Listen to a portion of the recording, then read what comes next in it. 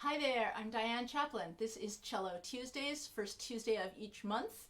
And this month I am celebrating Women's History Month with a program by really wonderful women composers. I have a couple reminders first. Portland Cello Project's going to be on tour in March and April. March, we're up and down the Pacific Northwest, down into Northern California and Nevada, and in April we start and do pretty much every town in Montana, and then we head east to Chicago and Indiana.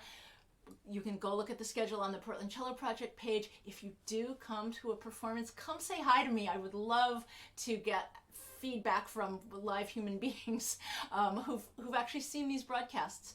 And I know that a lot of people talk about, live music versus recorded music. This is very much live music for me. I know that I don't have an audience of warm bodies sitting here looking at me, but I'm really aware that you are watching this, and it feels very live to me. And I want to thank you. I want to thank you for listening. I know that there's a lot going on in the world right now, and whether you're listening as I'm doing this live or whether you're going to listen to this later, I just want you to know that I really appreciate you being there as an audience.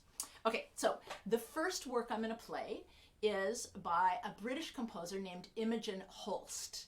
She was, Holst, you might recognize that name, she was the daughter of Gustav Holst, who is really renowned for especially his giant work, The Planets, but he wrote a lot of other really amazing things. And Imogen was trained as a composer, as a pianist, she was a dancer. She was actually at one point trained as a conductor, and it was said about her that maybe she'd become the first female conductor to really break into that as a career. But alas, like a lot of women in the earlier part of every time, in the earlier part of the 20th century until now, she was not able to fulfill that musical side of her career. Instead, she did a lot of administrative work. She helped her father with his music, and she became Benjamin Britten's assistant, and in fact a co-director of the Aldeburgh Festival in England. So she really worked in the music field, but it wasn't until 1964, she died in 1984, so 20 years before her death. When she was a little on in years, she decided to go back to try her hand at composing, and she wrote this piece for solo cello. It's called The Fall of the Leaf, and it is based on a work from the Fitzwilliam Virginal book, which was a book of a collection of keyboard works from the late Renaissance time. So this particular book was compiled in the early 1600s. The composer of this composition, The Fall of the Leaf, was Martin Pearson. And so you will hear at the beginning and at the end of this work this very evocative, beautiful tune from this Renaissance keyboard piece. And then Imogen Holst makes three kind of variations, three movements that are all strung together that are based on this theme. So this is The Fall of the Leaf by Imogen Holst.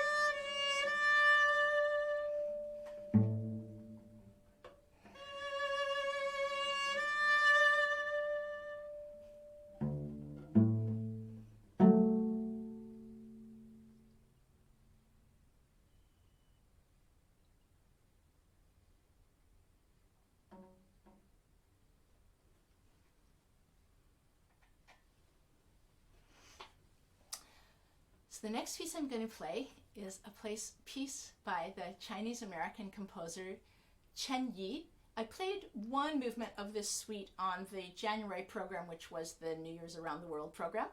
It's called Jinggu Suite. She wrote it in 2020.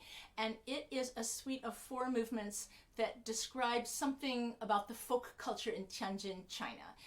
Chen Yi was the first woman to receive a master's in composition from the Beijing Conservatory. Now she lives in the US. She teaches at the Kansas City Conservatory, but she's also a visiting professor in Tianjin. This movement I'm going to play today is the first movement of the suite, and it's called the Ning Gardens. And the Ning Garden is a very popular kind of tourist attraction in Tianjin. It was restructured and renovated about 12 years ago. It had been a plantation and it had fallen into ruin, etc. And now it is this beautiful, just your stereotypical but gorgeous Chinese garden. Very peaceful, many paths for walking, beautiful trees, beautiful topiary, beautiful statues and structures, water features. And so I think she captures a lot of that in this piece. I think you can sometimes hear water flowing, you can hear birds chirping. And I think just the overall pace is one of very leisurely walking through the Ning Garden. This is by Chen Yi.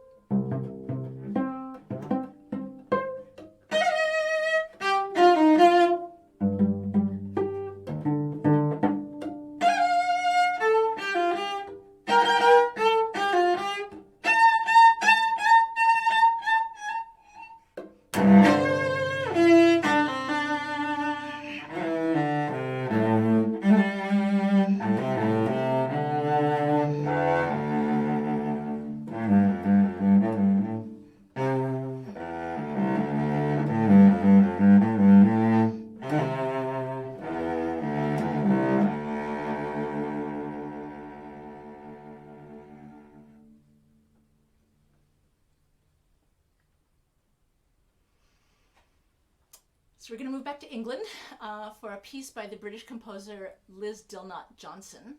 She's very, very active in England. She has a really kind of big following of many, many, many groups, orchestras, chamber music groups in England play her music. And she's not very well known here, but now I am bringing her out of the woodwork.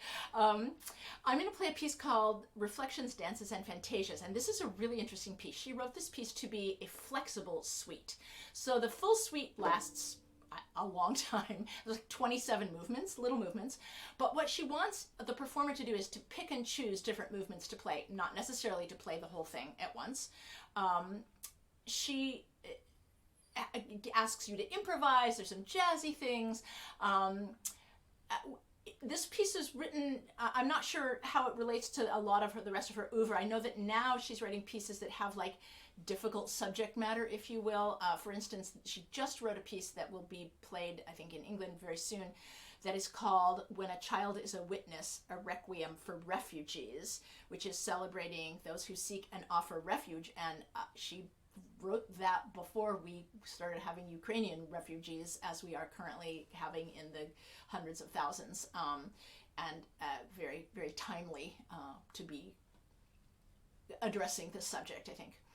This piece that I'm going to play is similar to the other British piece, is based on an older work, and it's very loosely based. You won't be able to find a lot of this, but this is something by Hildegard von Bingen, the 12th century mystic and composer, female composer. It's a work called Ave Generosa, which is a work for voice like that you do in a church service, a plain song, a chant kind of thing. So I'm going to show you these couple of ways that Liz Dilnot-Johnson uses little bits and pieces from the Hildegard von Bingen piece. So I'm going to play a little bit of the beginning of the Ave Generosa.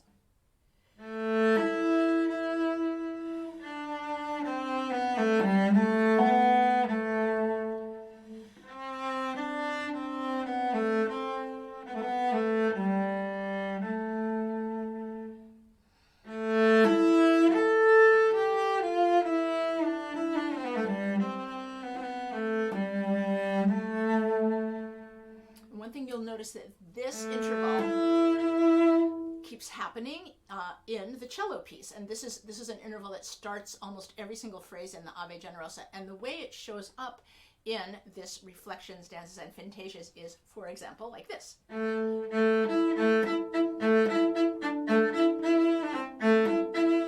Which I think you can totally hear those two notes. However, it also shows up in ways like this. So those notes that I was just playing, if I play the outline of this,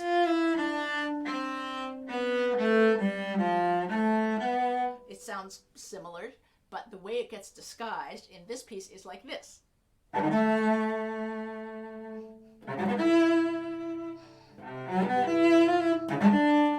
So there's all this extra, somewhat atonal note stuff around the core of this medieval tune. There's only a few times that it does something that scattery. Most of the time it's very tuneful, very dancey.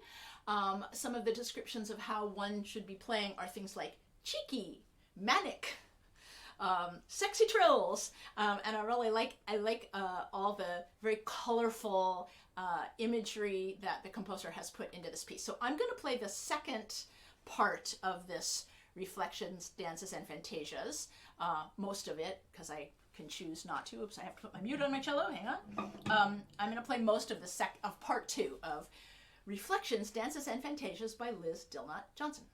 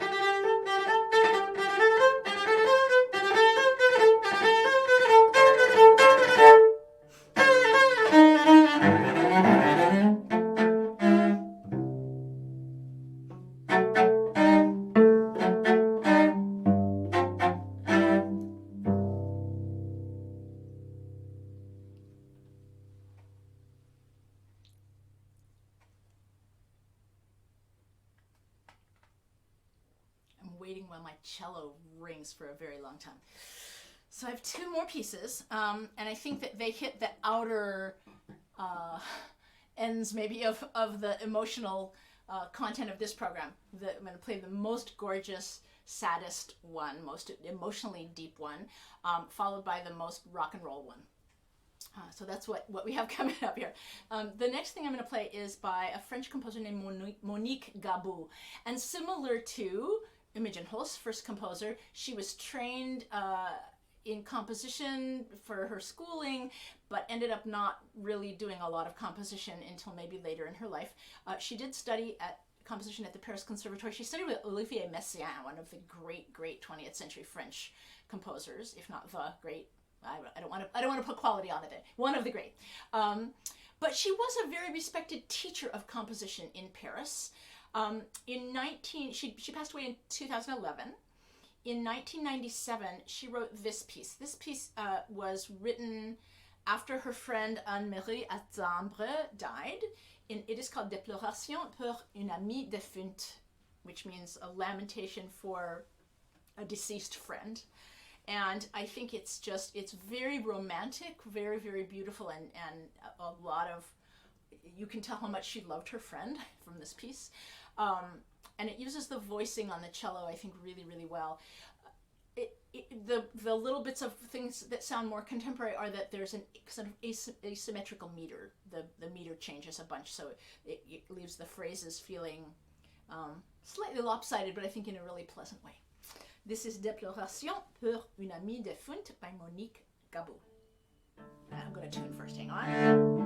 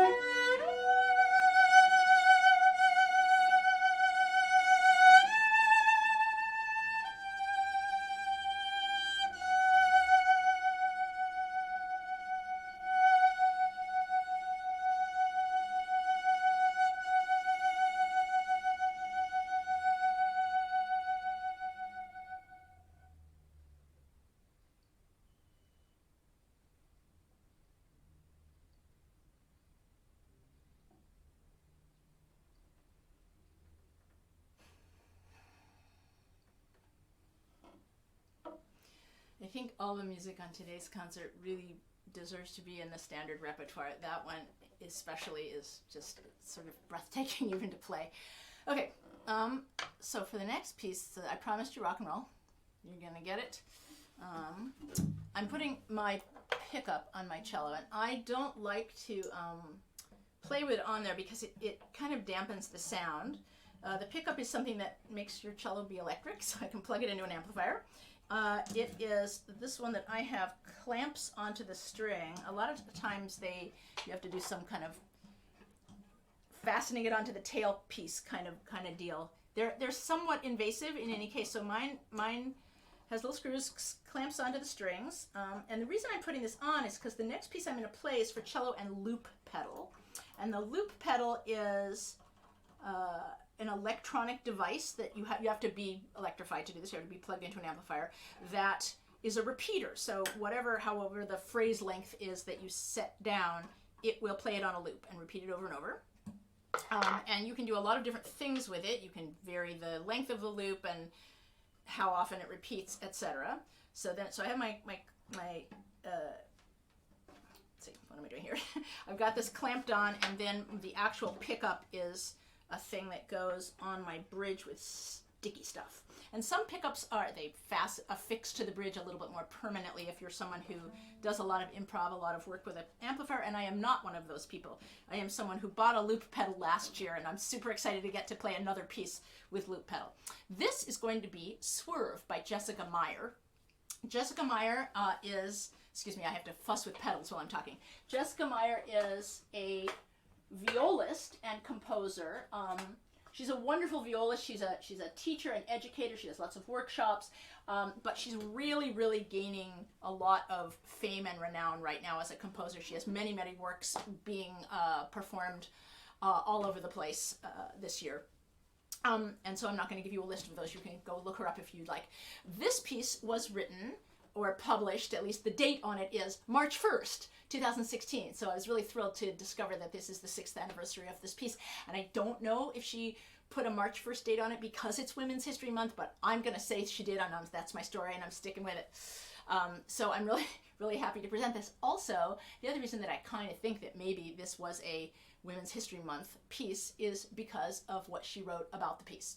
She wrote, Swerve is about women making a conscious effort to get everything grooving the way it should, in balance with all the feelings and responsibilities that are unique to us. In essence, that movement when you get your swerve on. This piece is dedicated to the women who will find their courage to be their most empowered selves, and the men who stand by them that have decided not to regard them with fear, but instead with awe and appreciation. This is Swerve by Jessica Meyer.